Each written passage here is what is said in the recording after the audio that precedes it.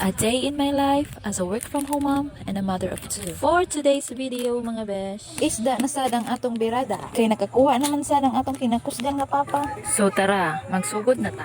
Sayo sa kabuntagon, mag-ato sa ta sa baybay para mag-atubang niya. Ay, sa dagat ay.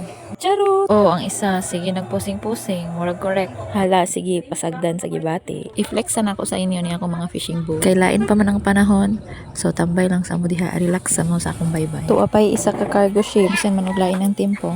Nagtago sa siya, kay bawod mo kay sa pikas. Linaw ba, diri sa tunga area. Well, to pa si Papa sa loud, ani sa tadini sa baybay banguha sa taog talisay. Kay kugi man kaya ang akong anak na ni pagpanguha sa talisay og si Jasmine, kugi yapong kayo, hala sige. Tabang tagpangita para dagan atong makaon. Kabalo ba mo beshi nga lami kayo ning talisay? Lami pa ni sa mani sa tinuod lang. Pag-sure ba? Ay, unsa mong gikuha? Alisay. Rasa na siya. Maitaon. Ay makali na. Oo. De, pakita de. O, di ba, kugi kayo kung pagumangkon na si Jasmine, 3 years old pa na, pero mas tinak yung manghog talisay.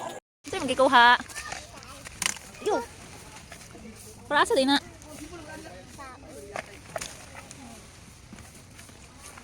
Si Shang Shang, kugi po kayo maghuwag talisay, ganahan man na siya count sa talisay mga beshi, oy. Favorite na niya, ambot na lang gyud. Pag abot sa kahapon nun, niabot na atong kinakusgan nga, mahangikan sa laon. Matabog gidayon na si Shang Shang sa iya, magtabang-tabang din nagdahik. Mangutana dayon na siya kung nabay ko iyang papaboy. Fast forward na ni mga beshi. O, tuara, di ba, nagtabang-tabang og daik, nagkalisod na, kaya hapit na banggaan. Mauna ni atong gihulat nga exciting part. Tungod kay dagko ang mga kuha ni Papa, makabaligya pag itadani mga beshi. Libre na ang panudan, makakilaw, sugba, sabaw, penerito, ug uban pa.